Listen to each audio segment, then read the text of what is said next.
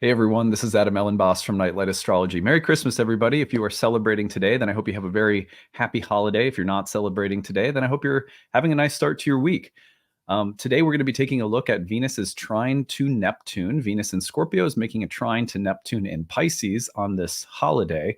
It's an interesting signature to have present on a holiday where many people might be hanging out with family too. So I thought it was interesting that in my family, as we're getting together today, a bunch of us are all bringing musical instruments so that we can play some music together. And I thought that was kind of fitting for Venus's trine to Neptune. But anyway, regardless of what you're up to today, I just wanted to start off by saying how thankful I am for all of you and what a great year it's been. And I hope you will enjoy today's content and a week that really is packed full of some special content taking us into the new year. So on that note, before we get into Venus's trine to Neptune today, don't forget to like and subscribe. Share your comments and reflections if you've got them. Would love to hear from you. Transcripts of any of my daily talks, including today's, can be found on the website nightlightastrology.com. Well, we have just about 5 days left, a little less than a week, about 6 or something like that, 6 days left in our annual Kickstarter campaign. We are trying to get to 1,777 backers. We have just under a week left to go. So far, as the time I'm recording this intro, we have 954 backers, which means we are over halfway now. We just need 823 more by New Year's Eve.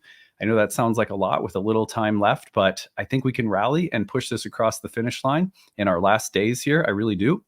So I'm maintaining hope, lighting a little candle on the altar here and hoping that we can meet our goal, which will allow us to not only, obviously keep the lights on, but meet some of our stretch goals too, which will be the establishment of an affordable reading service. You guys know when you're supporting the Kickstarter, you're not just supporting me, but an entire staff of people. If you go to my shorts in YouTube, you can actually get to know some of them, see their faces, and hear a little bit about what they do at Nightlight, all of which is necessary for creating the time that I need every day to spend 3 to 4 hours producing this. Anyway, you can find the link to the Kickstarter pinned at the top of the comment section or in the description of this video. Head on over, pledge, and see if we can get to our goal by New Year's Eve. When you do, you can pick up a variety of rewards, readings, special lectures, talks on the astrology of the year ahead, horoscopes for your rising sign or sun sign for the year ahead. Alex and I break those down for you.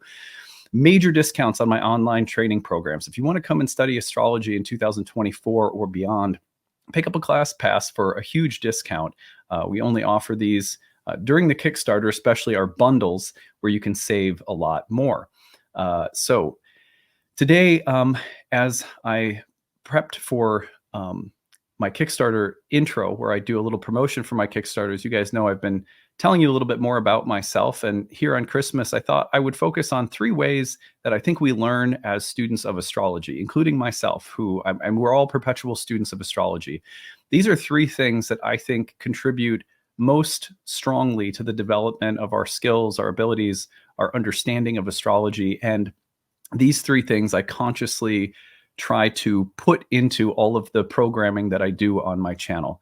The number one way that we learn as students of astrology is we become familiar with archetypes and archetypal combinations, whether that's signs, planets, houses, aspects. They're all rooted in archetypes. By becoming familiar with those core patterns and the variations of those patterns and the different ways that they express themselves and the different ways that they combine with each other, and then the different ways in which they can combine with each other. The constant drumbeat of astrological learning that just keeps the rhythm should be constant exposure of archetypes and turning of the jewels of archetypes and their combinations. And this channel seeks to do that every single day so that your learning is perpetual. We try not to fall into stereotypes. We try to always look at new ways of understanding things that maybe you've seen 10 times before on the channel, but you'll always hear in a slightly different way. The number two way I believe that we learn as students of astrology is to match archetypes with lived experiences. So you'll notice that there's a lot of storytelling on my channel. I share a lot of my observations or experiences with transits. I share your stories in the Grabbed series, and I constantly try to use illustrations from real life and make sure that we're doing things like journaling exercises and tracking of transits, or that I suggest doing them, because it's not just about understanding archetypes and their combinations and their multivalence, right? It's also about seeing them and noticing them in your experience. And they can be very everyday. It does not have to be big, ultimate wormhole gateways of, transformation, death and rebirth, all of these quarter word, quarter jar words. It really can be as simple as just being able to observe the movements of the moon and the aspects the moon is making, the intensity of a full moon in a particular sign. So one of the things I do on this channel constantly is try to embody archetypes in stories. That's how we learn, in my humble opinion. And number three, it's good to learn archetypes and combinations of archetypes, turn the jewel of the archetype. But it's also really good to become familiar with their presence in our lives, to become observant and to notice how they're expressing themselves in our lives. But even more important, or maybe the most important, is that once we've done those things, we also create some containers within which to reflect upon those experiences, because the planets are teachers, they're guides. They shed light on things. They bring awareness to things. They help us sort of, I don't love the phrase raise our consciousness, because, I don't know, there's a lot of people who say that I don't necessarily, resonate with, but they help us illuminate ourselves from within.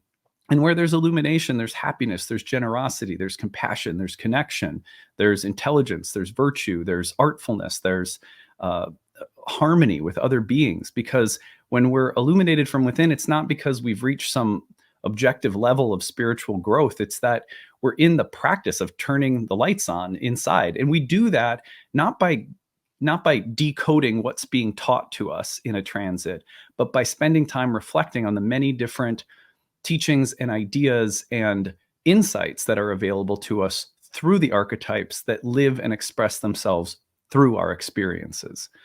So reflecting on our archetypal experiences is something that I also try to do on all of the episodes. You're going to see archetypes, you're going to see combinations, you're going to hear stories, and you're going to hear ways in which we reflect upon the presence of the planets and their various philosophical implications in our everyday lives. If we do this regularly, and that's what this channel is designed to do in large part, then we will constantly be in a stream of learning as students of astrology. And that's a huge part of my value as a content creator. So on that note, if you value these things as well, and you notice and appreciate these values in your experience of watching the content of this channel, please consider donating. You'll find the link to the Kickstarter, again, pinned to the top of the comment section or in the description of this video. Every donation helps. You can pick up a variety of really awesome rewards as thank you gifts when you do so. Let's see if we can't get to our 1,777 backer goal by New Year's Eve. And in the meantime, here on Christmas Day, if you're celebrating, again, Merry Christmas. If you're not, I hope you're still having a peaceful, restful day today and a nice start to your week. And I hope you will enjoy today's talk on Venus's trine with Neptune. Take it easy. All right, so today we are taking a look at Venus's trine to Neptune, which is apparently the gift that the planets are giving all of us for Christmas, at least those of us who are celebrating today. So we're going to take a look at Venus in a trine to Neptune, and we're going to do so by looking at a passage on Venus-Neptune aspects from a really well-known book on Neptune by Liz Greene called Neptune, the Astrological Neptune and the Quest for Redemption. There's a wonderful passage in here. It's about 2 to 2.5 pages long that we're going to take a look at, where Liz Greene breaks down the archetypal combination of Venus and Neptune in any kind of aspect whatsoever. Although when we put them into a trine, the great thing is that the two planets have elemental compatibility. They are in a trine between signs of 120 degrees, and that was associated with the planet Jupiter, the great benefic planet of unification and also blessings and abundance. And so there's a fluidity between Venus and Neptune today that's special. It's very watery into water signs. We'll talk a little bit about that after we unpack some of the general meanings of Venus-Neptune combinations. But as a side note, their combination today really is quite positive and supportive overall. Of course, there's a little bit of depth and intensity anytime that Venus is in a Mars-ruled sign. Scorpio is a deep sign, and it likes to go into more provocative spaces to unearth and explore unconscious material. It appreciates emotional catharsis and intensity, deep authenticity and honesty from Venus and Scorpio. So a little bit of that edge from Venus's placement, but the connection to Neptune and Pisces softens it a great deal. And that trine will be creating a really nice fluid harmony between the two planets today. So anyway, we're going to look at this passage, and then I am going to pause perhaps along the way or afterwards just to see how I feel and offer some reflections. And then we will maybe specify a little bit with the reiteration of the signs of Scorpio and Pisces. But anyway, I thought this would be a fun, it's kind of light. I've recorded this in advance. I'm not obviously working on Christmas, but for those of you who might have some space in your day and want to take in the content, see what aspects are flowing, see if you can notice Venus and Neptune in a trine, maybe at your family gathering if you're doing something like that, or at home if you're just taking a moment to reflect and be a little bit quieter on a holiday where a lot of things are shut down here in the U.S. anyway.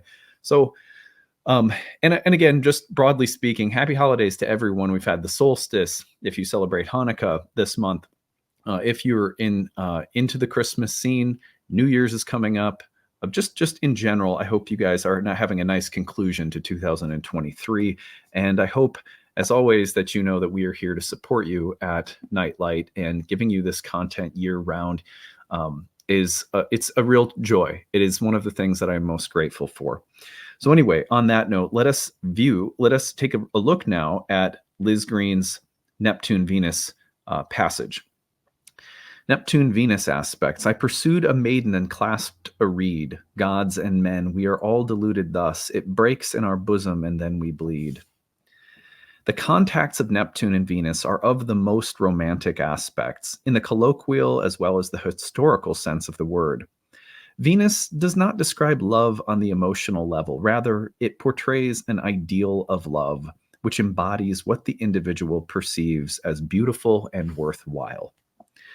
Venusian relationship allows us to discover our values, what one loves, one secretly is. And it is these qualities which form the bedrock of a sense of personal worth. Aspecting other inner planets, Venus will find its vision of beauty embodied in the people, objects, and experiences of everyday life. The expression of individual values through personal tastes creates feelings of contentment, and each day can provide happiness through the pleasures of the senses and the delights of human companionship. Neptune, unlike Venus, tends toward chronic unhappiness, for nothing in this world, however beautiful, can compensate for the lost waters of paradise. Two characteristic manifestations of Venus-Neptune are divine discontent in matters of love and interference with the capacity for personal happiness. If the lover is not perfect, one feels betrayed. If the environment is not perfect, one becomes depressed. If society is not perfect, one despairs. If the body is not perfect, one longs to shrink it, enlarge it, facelift it, disguise it, or if all else fails, destroy it, for anything less than the seamless beauty of Eden cannot be born. Venus-Neptune is often associated with sexual magnetism and seductiveness. Examples such as Bridget Bardot and Marilyn Monroe abound in the world of film.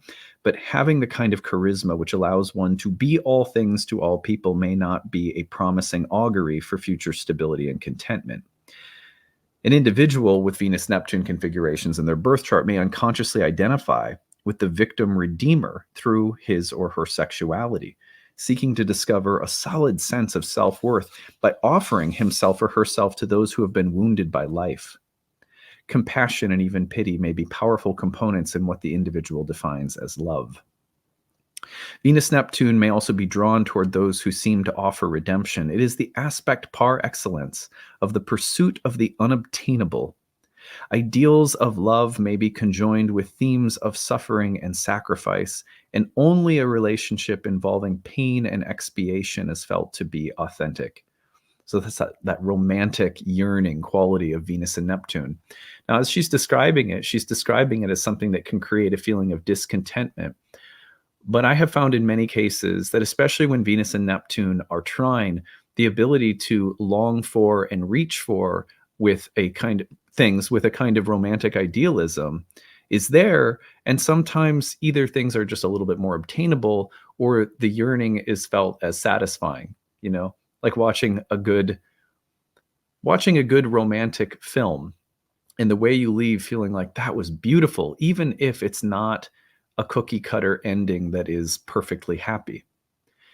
So I do think that many people are able to experience Venus and Neptune's longing for something as itself a kind of fulfillment without that aching feeling that, of tragedy that she's describing when something perfect can't be obtained in love or beauty sex relationships. However, she's right that one of the things that can tear us apart about Venus Neptune is the sort of dissociative feeling of nothing being as ideal as we hope it will be or could be. So when Neptune sort of inflects itself on Venus, there's a sense of reaching or longing for something that's sort of impossible, and then becoming disillusioned or disappointed by the sort of earthly reality of things as they are. Anyway, she goes on, ideals of love may be conjoined with themes of suffering and sacrifice, and only a relationship involving pain and expiation is felt to be authentic. The poetry of courtly love is never far from Venus-Neptune's dreams, nor is the Oedipal triangle of courtly love ever far from Venus-Neptune's psychology. Venus concerns rivalry as much as harmony, because one cannot define one's own worth without contrasting oneself with others. The triangle-forming propensities of Venus are as evident in life as in the goddess myths. But the common or garden variety Oedipal triangle, which, if we are to believe Freud, is an everyday part of childhood experience, looks rather more dramatic in the waters of Neptune's world. The parent whom one seeks to claim as the divine source in the Oedipal sin is not mere illicit erotic desire, but a longing through fusion for the omnipotence of the Godhead. As Plotinus once wrote, our concern is not to be sinless, but to be God. Venus-Neptune does not desire a mortal partner in whose mirror its own values can be reflected. It seeks union with the deity. Only here can absolute beauty and perfection be found. She's right about that if you think, for example, about some of the great elements of bhakti or devotion present in different world religions, I think, of course, of Krishna and Radha in the bhakti yoga tradition, but also tantric traditions with Shiva Shakti, or really any way of even some of the ways in which mystical Christianity has sought to think differently about the potential tie between, say, Jesus and Mary Magdalene or something like that. There are these elements of world religion that almost like metaphorically depict the soul's relationship with the divine as the relationship of two lovers.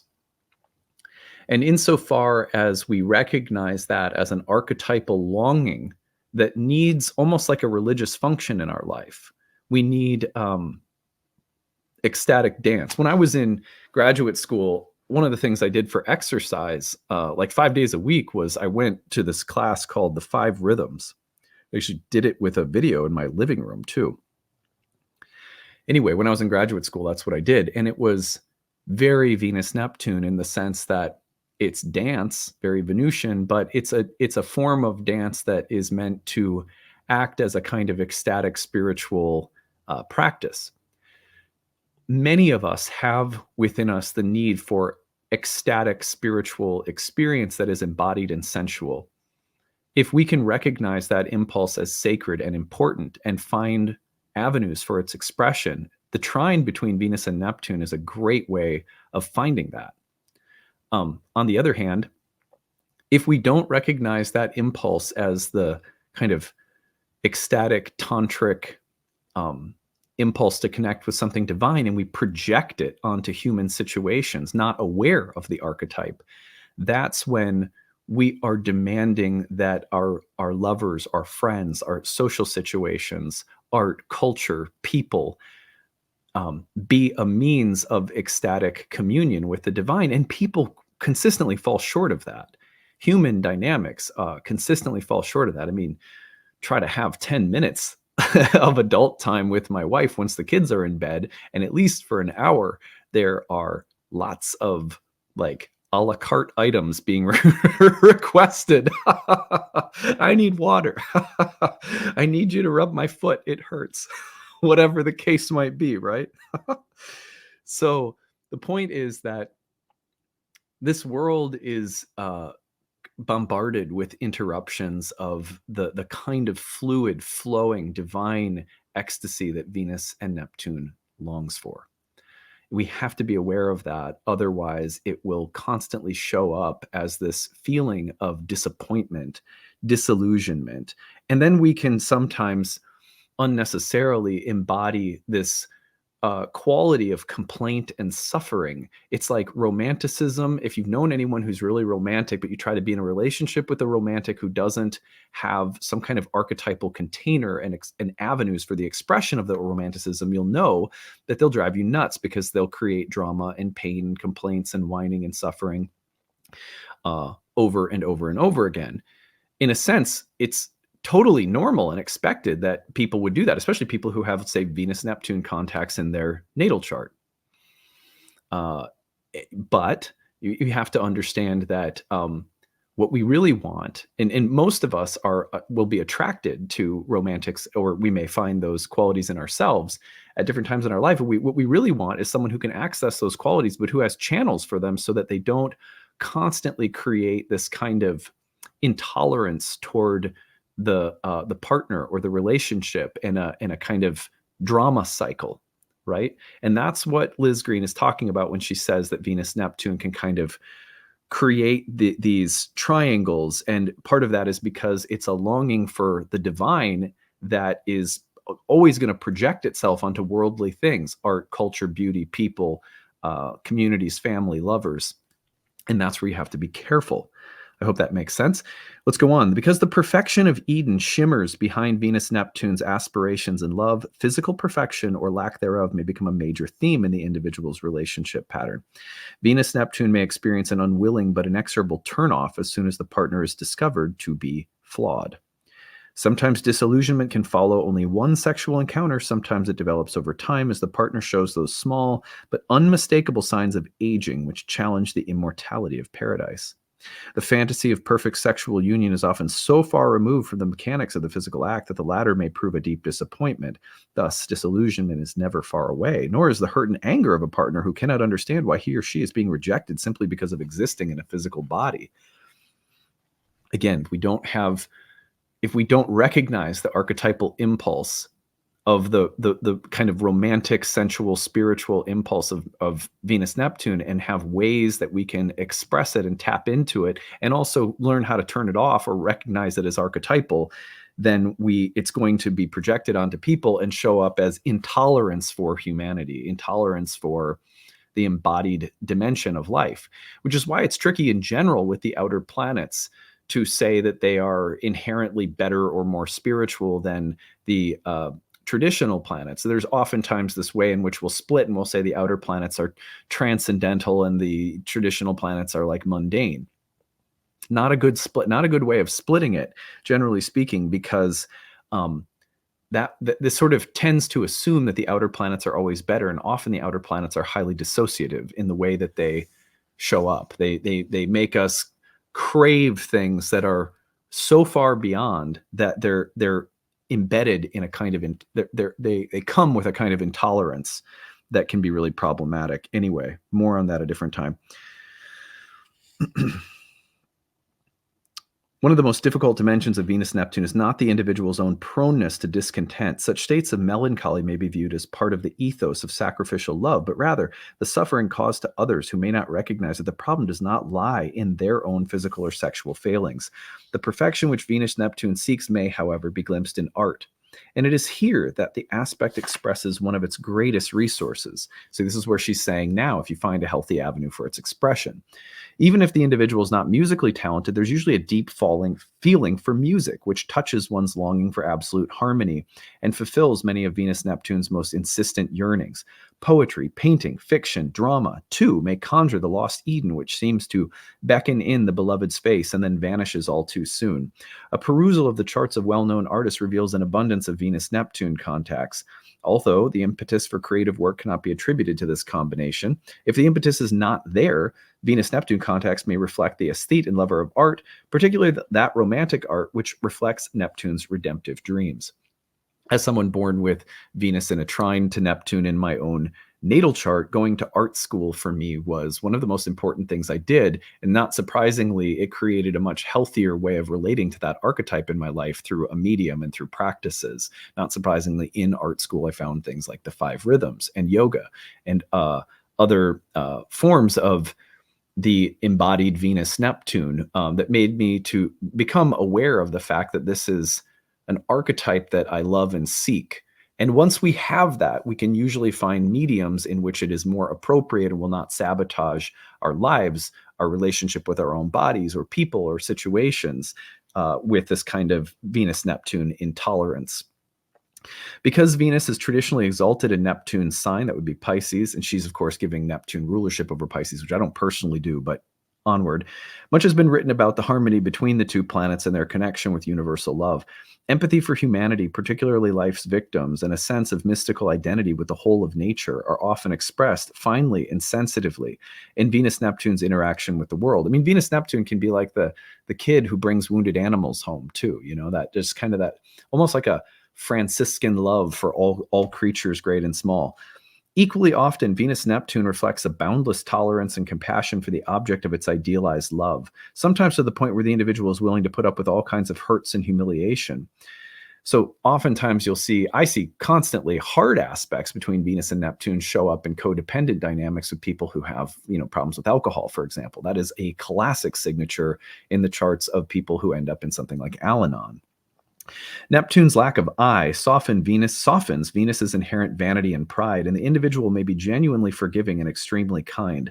But the darker aspects of Neptune's world are never far away, and one may also divide one's affection between an idolized Madonna and a despised Tiamat, or their male equivalents.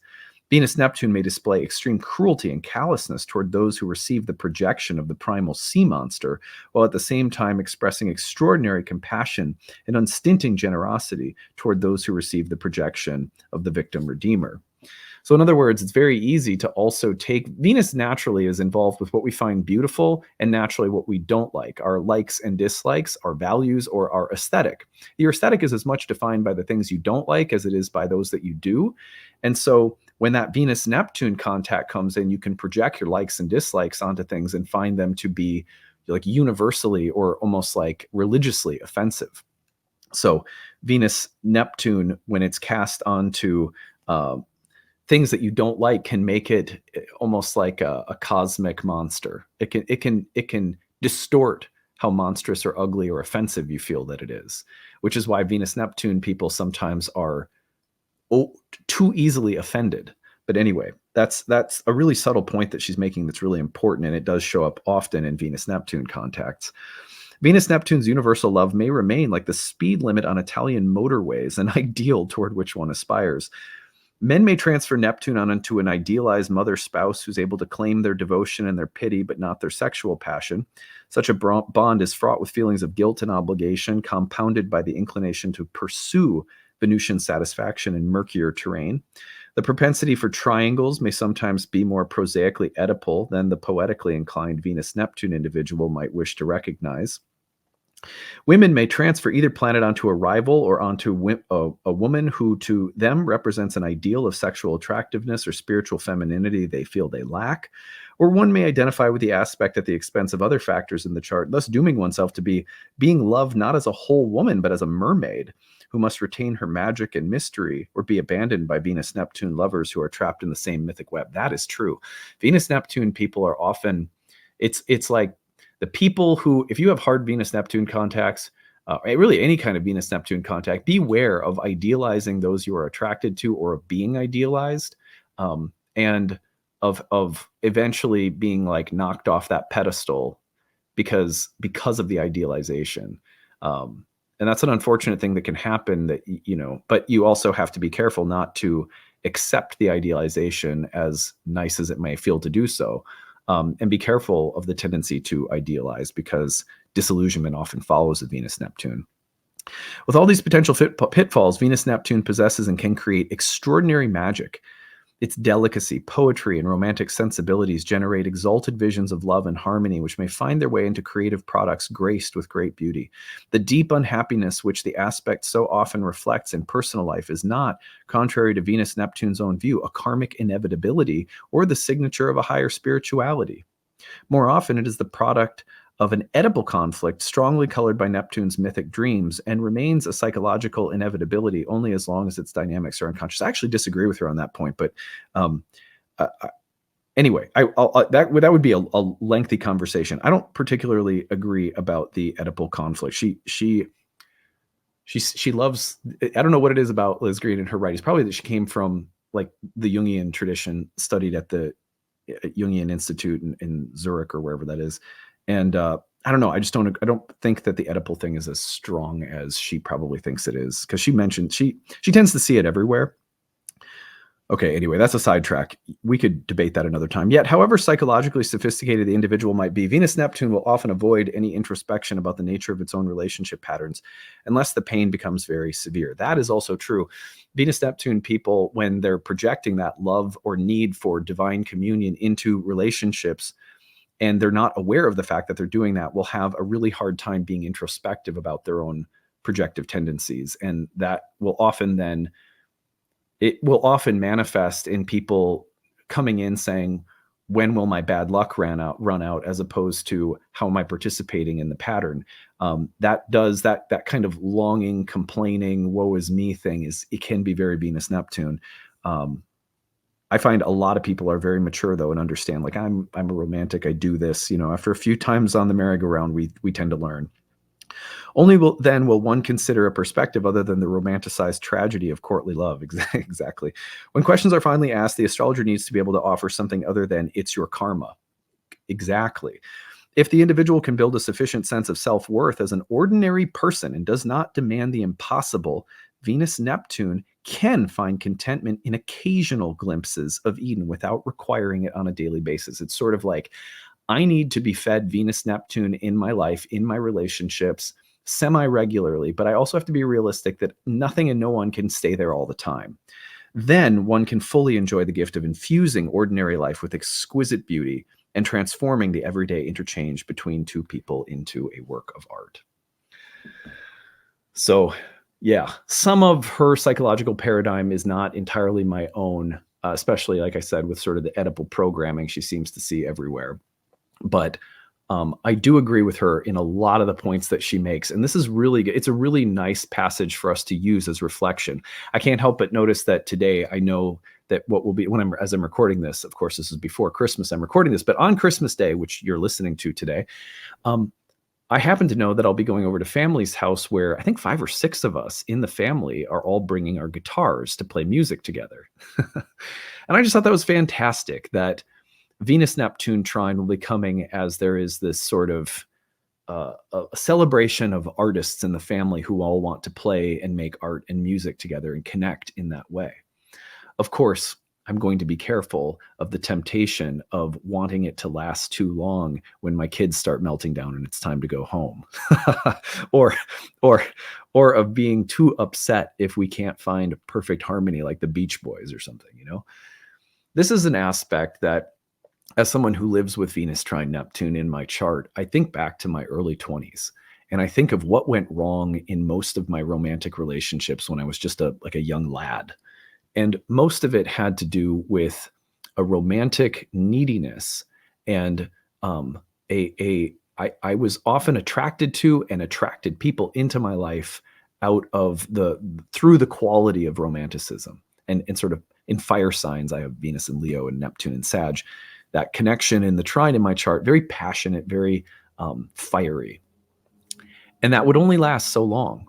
And then I would become human, they would become human, and then it would fall apart. And as I grew especially in the space of the ayahuasca ceremonies, yoga practice, prayer, studying astrology, and starting to learn about that dynamic in my chart, I started realizing it's like there's this beautiful mythical firebird in my psyche that needs to sing romantically and connect and I've got to feed it something. And if I don't feed it often enough, it'll start making me see and feel the world like one soup of ugliness. But if I feed it creatively, if I feed it passionately from time to time, if I sing, if I play guitar, if I dance, if I do something romantic with my spouse, if I create content that is creatively satisfying for my job, then what happens is that part of me is fulfilled. And I also can understand that it can't be there all the time. It can't happen all the time. In my mind, with Venus and Scorpio right now, the longing for that connection is intense, and it's more dramatic emotionally. It seeks catharsis, and it's hunting for this kind of connection. So just be aware of that. Be aware of the fierceness with which Venus seeks Eden, paradise, perfection right now. There's a fluid connection providing the possibility that some peak romantic moment can be experienced or realized. It won't last forever. Recognize the archetype in the midst of your experience right now with Venus Neptune, and you may have some ideas about how you can recreate that peak sort of Dionysian ecstasy that is present this week.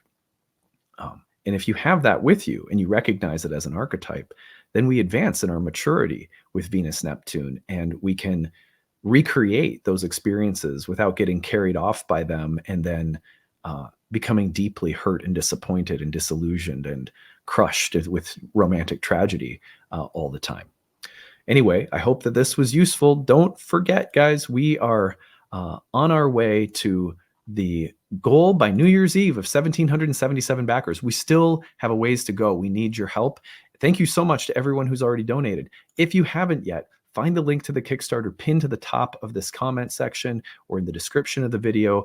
Head over there, pitch in. If you like these videos, if you like this work, know that there is a whole team of us that go into the creation and supporting of this program 5 days a week, year round. And when you support the Kickstarter, you not only keep the lights on here when we meet our base goal, but when we reach our final goal, we also get to create things like an affordable reading service, revamp our website to support that, and do some really cool things to try and create more community and more affordable, accessible astrological content, which we feel is of deep spiritual value. And if you do too, if shows like this make you like you learn something new, you think about something differently, it contributes to your day, please consider supporting us and helping us reach our goal. All right, that's it for now.